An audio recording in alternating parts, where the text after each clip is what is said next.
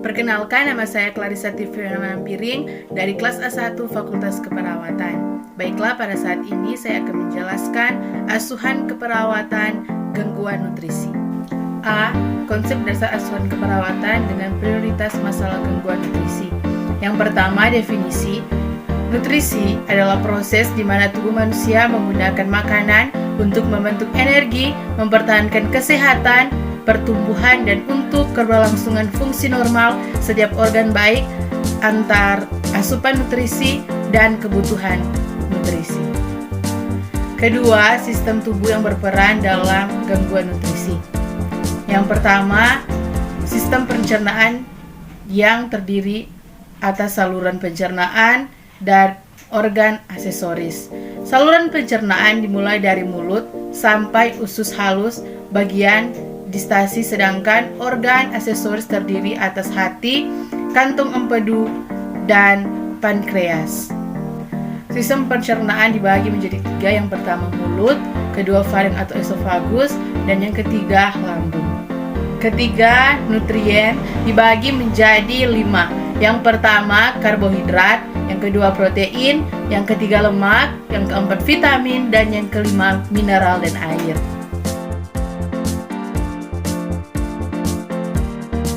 Yang pertama, riwayat makanan. Makanan meliputi informasi atau keterangan tentang pola makanan, tipe makanan yang dihindari ataupun diabaikan, makanan yang lebih disukai, yang dapat digunakan untuk membantu merencanakan jenis makanan untuk sekarang, dan rencana makanan untuk masa selanjutnya. Riwayat makanan dibagi menjadi 2, yang pertama kemampuan makan, dan yang kedua nafsu makan. Nafsu makan juga dibagi menjadi 3, yang pertama tingkat aktivitas, 2 pengonsumsian obat, dan yang ketiga penampilan fisik. Kedua, diagnosa keperawatan. Perubahan nutrisi resiko tinggi masuknya lebih dan kebutuhan tubuh. A. Perubahan nutrisi masukan lebih dari kebutuhan dipengaruhi oleh faktor-faktor. Yang pertama, faktor hereditas. Kedua, masukan nutrisi berlebihan. Ketiga, gangguan pola makan. Keempat, perubahan kondisi makanan. Dan yang terakhir, perubahan nutrisi masukan lebih dari kebutuhan ditandai dengan atau gejalanya. 1. Berat badan lebih dari 10% sampai dengan 20% berat badan dari tinggi badan ideal. Kedua, nilai TSV 15 mm pada laki-laki. Dan yang ketiga, perubahan nutrisi masukan lebih dan kebutuhan.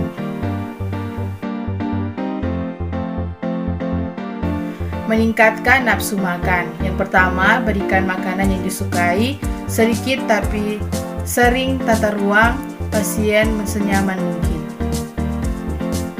2. Turunkan stres psikologis.